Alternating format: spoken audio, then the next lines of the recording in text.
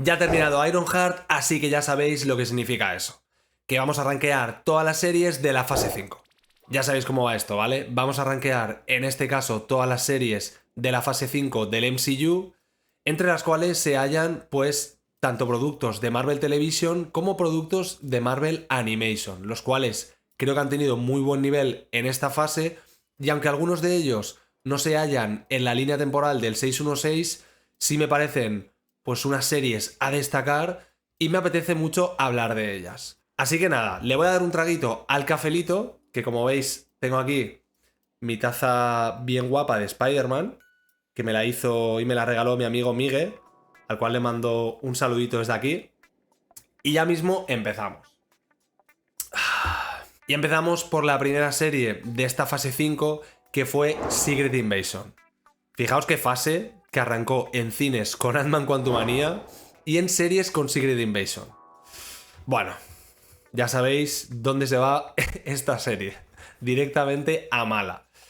Es una serie que realmente no tenía mucho sentido que existiera, porque como sabéis, pues esto es un gran evento que impactó a todo el universo del 616 en Marvel Comics. Y aquí decidieron pues apartarlo y hacerlo en una serie que estaba protagonizada por el Nick Fury de Samuel L. Jackson y en la cual realmente no aparecían prácticamente héroes, el único que aparecía era Rhodey. Esta serie pues fue un fiasco en toda regla, todo lo que tiene que ver con los Skrulls en el MCU ha sido bastante bluff.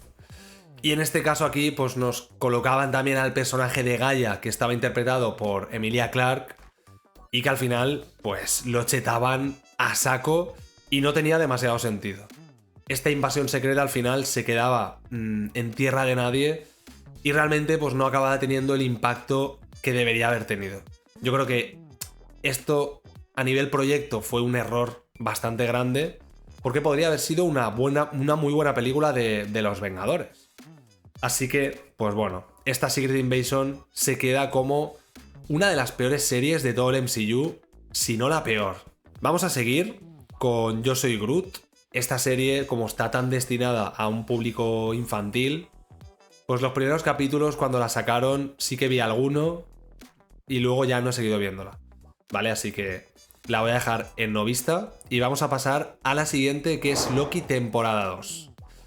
Loki temporada 2 se va de cabeza a muy buena. Ya veis que va de contrastes la cosa, igual que la saga, esta misma saga en cines, que ha habido algunas cosas muy buenas y que nos han gustado mucho y otras que han sido terribles. Yo creo que en series ha bajado bastante más el nivel respecto de la saga anterior, pero también ha sido una saga muy irregular. En general, desde mi perspectiva, yo creo que ha sido la peor saga de todo el MCU, o por lo menos la más irregular.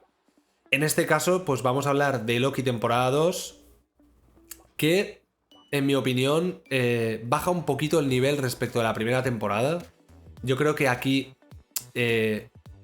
la situación de Jonathan Majors afectó al guión de la serie, porque si recordamos, y voy con spoilers, el final de la temporada 1, Loki de repente se despertaba, ¿no? Tras matar al aquel que permanece, se despertaba en una TVA en la cual habían estatuas de Kang el Conquistador, no de aquel que permanece, sino de Kang. Y esta segunda temporada evita eso y te mete en este concepto del telar del tiempo y tal, y da alguna que otra vuelta además, desde mi gusto. Pero bueno, creo que a nivel arco de personaje, todo lo que corresponde a Loki y a Morbius, What? a mí me encanta. Y es súper épico el final y cierra a la perfección el arco de este personaje, que en esta serie creo que se ha vuelto a coronar como uno de los mayores personajes de todo el universo. Y en este caso, pues siendo el gran salvador del multiverso, al cual esperamos ver, yo creo que 100% confirmado, que lo volveremos a ver en Avengers Doomsday como uno de los personajes más importantes de la película. Así que aquí en esta posición, en esta muy buena, se queda la segunda temporada de Loki. Vamos a seguir con What If Temporada 2. Yo ya os digo que no soy un gran fan de What If. Es un concepto que a mí no me termina de gustar. Creo que hay algún capitulito, sobre todo de la primera temporada, que a mí me gustó mucho. Pero en general el 80 o 90% de los capítulos a mí no me gustan, ni siquiera me entretienen, no son conceptos que me atraigan. Así que esta segunda temporada sí que la vi. Luego valoraremos la tercera. O mira, directamente la vamos a abordar del tirón y ya está. What If temporada 2 la voy a poner en mala, porque ni siquiera recuerdo alguno de los capítulos, la verdad. Creo que introdujeron como a un personaje nuevo, ¿no? Que era una nativa americana y tal. No recuerdo ninguno de los episodios. Y de la temporada 3 solo vi 2 episodios. No me gustaron, sinceramente. Creo que el primero era el de los mechas. Y el segundo era la batalla esta que tenía Agatha con Klingo. Y que me sacó por completo y me convenció de que no era yo el target de esa serie. Así que nada, se van a quedar la segunda en mala y la tercera temporada en no vista. Que de hecho creo que la tercera ya ha sido la última y no va a haber ya más temporadas de esta serie. Seguimos con la rachita de malas series y es que se viene Echo, que también es otra mala serie de Marvel Studios. Esta serie yo en su momento ni siquiera la vi. O sea, imaginaos, yo normalmente suelo ver prácticamente todo, el 90% de cosas que saca Marvel Studios lo veo en el momento lo sacan, pero esta Echo a mí no me llamaba nada la atención. Lo único que sí que funcionaba un poquito como reclamo pues era la aparición de Kingpin y el cameo ese de Daredevil que incluso mostraban en los trailers, ¿no? Echo es un personaje que creo que funcionaba como personaje secundario en Hawkeye, pero que para tener una serie y centrar toda una historia alrededor de él, la verdad es que no daba y tampoco llamaba demasiado la atención, por lo menos en mi opinión. La serie pues nos cuenta una historia que está muy descontextualizada de lo que es todo el MCU, ¿no? Y de un personaje del cual creo que no hay demasiado que sacar. Y todo lo que tiene que ver con Kingpin a mí no me acaba de gustar. Os tengo que decir que de Hawkeye, a mí esa versión de Kingpin que nos dieron no me gustó. Me gusta muchísimo más la versión que hemos visto en Born Again y la que tuvimos también originalmente en la serie de Netflix. Y aquí pues se recupera un poquito ese tono más serio del personaje, pero realmente nos introducen esto más como reclamo que otra cosa. La serie luego es que no tiene nada. Así que no la puedo poner ni en pasable y ni siquiera la puedo recomendar. Así que se queda aquí. Y ahora vamos con la que para mí es, y aquí lo tenéis, la camiseta de Wolverine o Lobezno, la mejor serie de esta fase 5 del MCU, que curiosamente pues no es una serie, ni siquiera live action, y tampoco está dentro de la línea temporal o del universo del 616. Porque estamos hablando de X-Men 97 y se va directamente a épica. Me parece espectacular lo que hicieron con esta serie. Creo que la animación es una pasada a nivel técnico, a nivel artístico. Esa mezcla y actualización en todos los sentidos que hace la serie de traerte algo de hace 30 años a la actualidad, adaptando algunos de estos códigos de la época a la actualidad y haciendo que funcionen, pero manteniendo esa esencia de la serie original. A mí me flipa esta serie, creo que es una masterclass de cómo adaptar ya no solo a los mutantes, sino un producto antiguo y traerlo para que sea vigente a día de hoy. Una pasada, creo que debería de cogerse o de tomarse como ejemplo para la futura adaptación que vamos a tener en live action en el MCU.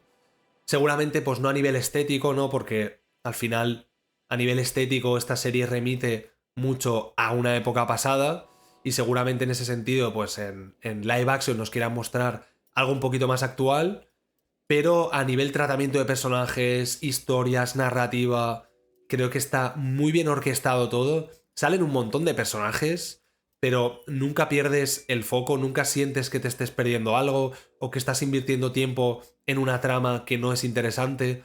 Creo que está muy bien reflejado absolutamente todo, los conflictos internos de los personajes, como también los conflictos políticos y sociales, que X-Men tiene y muchos. Y yo la verdad es que la disfruté muchísimo, además es que audiovisualmente es una gozada, tanto por la animación, que me parece lo mejor que ha hecho Marvel Studios en este sentido, y también por la música, que también actualiza y te trae pues la banda sonora de la época y te la actualiza en ese sentido. Así que a mí me parece una muestra también de por dónde debería tirar Marvel Animation. Yo creo que está guay que Marvel Animation de vez en cuando hagan alguna que otra serie que sí que forme parte de la línea del MCU, ¿no? Del 616, pero creo que pueden explorar un poquito más otras cosas y creo que es un medio que tiene muchas posibilidades y atarse a la continuidad del MCU a mí me parece un error y esta serie es un ejemplo de ello. Así que se queda en épica esta X-Men 97. Vamos a seguir con Agatha All Along, que me pareció una buena serie. Con esta serie, bueno, de esta serie ya os hablé un poquito en un vídeo que hice a principio de año hablando de lo mejor y lo peor del 2024. Es una serie de la cual yo me bajé después del segundo episodio, porque sinceramente no es una serie que fuera para mí, ¿vale? Yo no considero que sea el target de esta serie, porque todo lo que trata el tema de brujas y tal tampoco me atrae en exceso. Y esto del sendero de las brujas y tal, que era como le daba formato a la serie, ¿no? Le daba forma. A mí no me terminaba de convencer. Pero capítulos después, sobre todo con la introducción, o mejor dicho, el origen de Billy, pues me volví a ver los capítulos que me habían quedado por el camino, que creo que era el cuarto, en el cuarto o el quinto se trataba esto. Y ahí ya me enganché de nuevo, me vi el episodio también de Calderu, que es mi episodio favorito de la serie y uno de los mejores episodios que ha hecho Marvel Studios en streaming, en Disney Plus. Me parece espectacular lo de ese episodio. Y hacia el final yo creo que la serie cierra muy bien todos los flecos que quedaban y que abre aquí Agatha All Along. Y nos trae conceptos muy interesantes como el de la muerte, como Billy, ¿no? Recuperando o dando lugar a sus poderes, intentando buscar a su madre. Creo que está muy bien. Sigo pensando que yo no soy el target de esta serie, pero sí que tengo que reconocer que es una serie que está muy bien y que es bastante redondita y tiene una personalidad bastante propia. Así que se queda aquí en buena. Y seguimos con tu amigo y vecino Spider-Man, que se va de cabeza a muy buena. Me gustó mucho esta serie. Creo que un poco en la línea de X-Men 97, pero sin llegar a ese punto de excelencia, porque la animación sí que considero que aunque tiene ese toque de personalidad un poco más sencillito y un poco más infantil, creo que a nivel técnico renquea un poquito más que en X-Men 97, que fluye de locos. En este caso sí que noto que cuando hay varios personajes en pantalla no funciona tanto la serie, la animación no es tan fluida, pero bueno, sería ese mi punto negativo a la serie. En cuanto a todo lo demás, me parece una delicia para todos los fans del personaje y también una serie muy recomendable para pues niños o personas que no se hayan introducido todavía en este gran personaje de Marvel. Creo que esta serie te explica muy bien quién es Spider-Man y lo hace pues con unos códigos nuevos y teniendo un mínimo contacto con el MCU. Porque inicialmente esta serie nos iba a contar lo que sucedía narrativamente entre las películas de Tom Holland, pero finalmente, pues según contaban desde el estudio, quisieron desligarse porque les suponía más una limitación que otra cosa. Así que finalmente a mí la verdad que me ha parecido todo un acierto que cuenten una historia completamente separada del MCU e independiente. La verdad es que se siente como si fuera un what if, ¿no? Como si dentro de la sagrada línea del tiempo hubiera una línea temporal que se ramifica y que da lugar a esta serie, porque hay bastantes cositas en común con el MCU, pero hay muchas otras que son completamente nuevas y originales, como por ejemplo los villanos, ¿no? Tenemos aquí a Norman Osborn introducido en este universo, que me parece una versión del personaje bastante guapa, porque funciona muy bien como una especie de mentor, pero a la vez no te terminas de fiar del todo de él. A mí, en general, me gustó mucho cómo adaptaron muchos conceptos que son ya clásicos del personaje y los actualizaron a día de hoy y creo que funcionan muy bien. También otros personajes como Tombstone, como el Doctor Octopus, que me flipa en esta serie, también como McGargan, el Escorpión. Creo que está muy bien. Este Peter me mola muchísimo y a mí la verdad es que me gusta bastante más a nivel narrativo lo que nos cuenta y cómo se desarrolla Peter Parker en esta serie que lo que hemos tenido en live action con Tom Holland. Así que bueno, se queda aquí en muy buena esta tu amigo y vecino Spider-Man. Vamos a seguir con Daredevil Born Again, que también me ha parecido una buena serie. Esta ya la estuvimos cubriendo en el canal, tenéis por aquí mi opinión. Y pues bueno, me pareció una serie en general bastante irregular. Creo que es bastante evidente que como en la imagen, ¿no? Que se parte por la mitad. Creo que la serie también está muy dividida. Se nota que hubo dos versiones de la serie y que están ahí luchando todo el tiempo. Y esa es la parte como más criticable, ¿no? Que hay cosas que a nivel narrativo no acaban de despegar, no acaban de funcionar. Y tampoco la serie, la nueva parte de la serie, que es bastante mejor, no les da continuidad en el desarrollo y se centra en lo importante, en lo que sí funciona, que está mucho más ligado a lo que ya funcionaba en la serie original de Netflix y que tiene más que ver pues con los personajes que esta serie hereda de aquella versión que nos enamoró a todos hace más de 7 años, ¿no? En la cual pues tenemos a The Punisher, tenemos a Karen Page, tenemos a Kingpin siendo un villano villanesco espectacular. Tenemos a Charlie Cox interpretando a la mejor versión de Daredevil. Ya con un traje un poco más comiquero, más rojo, ¿no? Un rojo un poco más saturado que mola mucho. Tenemos también el regreso de Bullseye, que aquí tiene unas escenas, sobre todo al inicio y al final de la serie, que son brutales. Pero bueno, al final nos da una versión un poco... Nos da algo de cal y algo de arena y nos promete mucho, sobre todo de cara a una segunda temporada que ya está siendo trabajada y creo que ya ha finalizado el rodaje por parte de los creadores que hicieron lo mejor de esta primera temporada, así que plena confianza en lo que traigan en la segunda temporada, pero me sabe mal haber dejado aquí esta Born Again solo en buena, porque creo que este personaje tiene mucho más potencial del que han demostrado aquí en esta temporada. Así que de momento se queda en buena esta primera temporada de Daredevil. Y vamos a acabar con Ironheart, que también hace poquito pues os he traído opinión y otro vídeo también hablando de la personalidad de Riri Williams, que ya sabéis que la serie no ha sido santo de mi devoción, pero que al final pues no me ha dejado un regusto tan amargo como sí que tenía al principio de la misma.